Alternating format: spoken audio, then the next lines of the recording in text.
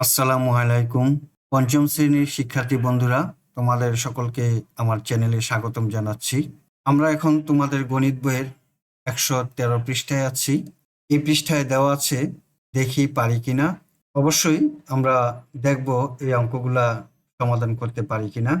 তার আগে বন্ধুরা, তোমরা যারা আমার চ্যানেলটি সাবস্ক্রাইব করেছ, তোমাদেরকে অনেক অনেক ধন্যবাদ এবং কৃতজ্ঞতা প্রকাশ করছি। আর যে সমস্ত বন্ধুরা এখনো সাবস্ক্রাইব করনি, তারা সাবস্ক্রাইব করে আমার চ্যানেলের সাথে যুক্ত হয়ে যাও। 1 নম্বর, গড় বের করতে হলে উপাত্তগুলোর মানের যোগফলকে খালিঘর দেওয়া আছে কি দিয়ে ভাগ করতে হয়। আমরা এই অধ্যায়ের শুরুতেই পড়েছি যে সমজাতীয় উপাত্তের মানগুলোর যোগফলকে উপাত্তের সংখ্যা দ্বারা ভাগ করলে গড় পাওয়া যায়। তাহলে উত্তর হলো উপাত্তের সংখ্যা দ্বারা ভাগ করতে হবে। আমরা খালি করে লিখি, গড় বের করতে হলে উপাত্তগুলোর মানের যোগফলকে উপাত্তের সংখ্যা দিয়ে ভাগ করতে হয়। 2 নম্বর, পূর্বের যে কোনো কৌশল ব্যবহার করে নিচের মানগুলোর গড় নির্ণয় করি। এখানে মানগুলো দেওয়া আছে এবং খালি ঘর দেওয়া আছে। খালি ঘরে এই মানগুলো লিখি। খালি ঘরে মানগুলো লিখলাম। যোগফল হলো 644। এখানে 7টি মান দেওয়া আছে। 644কে 7 দিয়ে ভাগ দিব, ভাগফল হবে 92। তাহলে মানগুলোর গড় হলো 92। 3 নম্বরে দেওয়া আছে একজন ক্রিকেটারের 9টি ইনিংসের গড় রান 49। দশম ইনিংসে কত রান করলে 10টি ইনিংসের গড় রান 50 হবে। প্রথমে 9টি ইনিংসের মোট রান বের করি।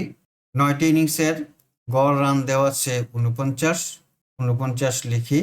এখন 9 দিয়ে গুণ দেই, গুণফল 441 রান। দ্বিতীয় ধাপে 10টি ইনিংস, গড় রান হলো 50, তাই আমরা 50কে 10 দিয়ে গুণ দিলাম, গুণফল হলো 500 রান। এখন 10টি ইনিংসের রান থেকে 9টি ইনিংসের রান বিয়োগ দিলেই দশম ইনিংসের রান আমরা নির্ণয় করতে পারবো। তাহলে লিখি 500 বিয়োগ 441, বিয়োগফল হলো 59।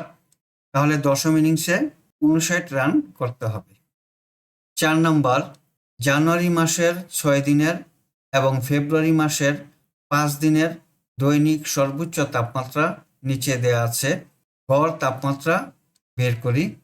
জানুয়ারি মাসের 6 দিনের তাপমাত্রা এখন যোগ করব। যোগফল হলো 116 ডিগ্রি সেলসিয়াস। ফেব্রুয়ারি মাসের 5 দিনের তাপমাত্রা দেওয়া আছে। এই 5 দিনের তাপমাত্রা যোগ করব। যোগফল হলো 27 ডিগ্রি সেলসিয়াস। এখন জানুয়ারি ও ফেব্রুয়ারি মাসের মোট তাপমাত্রা যোগ করব। জানুয়ারি 116, ফেব্রুয়ারি 127, যোগ করলে হয় 243 ডিগ্রি সেলসিয়াস। জানুয়ারি মাসের 6 দিনের এবং ফেব্রুয়ারি মাসের 5 দিনের মোট 11 দিনের তাপমাত্রা দেওয়া আছে, তাই 11 দিয়ে 243কে ভাগ দিব। ভাগ দিলেই গড় তাপমাত্রা নির্ণয় করতে পারবো। আমরা লিখি মোট তাপমাত্রা 243 ডিগ্রি সেলসিয়াস, 11 দিন, ভাগফল হলো 22.09 ডিগ্রি সেলসিয়াস। তাহলে গড় তাপমাত্রা হলো 22.09 ডিগ্রি সেলসিয়াস। বন্ধুরা, আমরা এতক্ষণ 113 পৃষ্ঠার অঙ্কগুলো সমাধান করলাম। আশা করি তোমরা সহজেই বুঝতে পেরেছ। আজ তাহলে এই পর্যন্তই। দেখা হবে তোমাদের সাথে পরবর্তী ভিডিওতে। আল্লাহ হাফেজ। আসসালামু আলাইকুম রাহমাতুল্লাহ।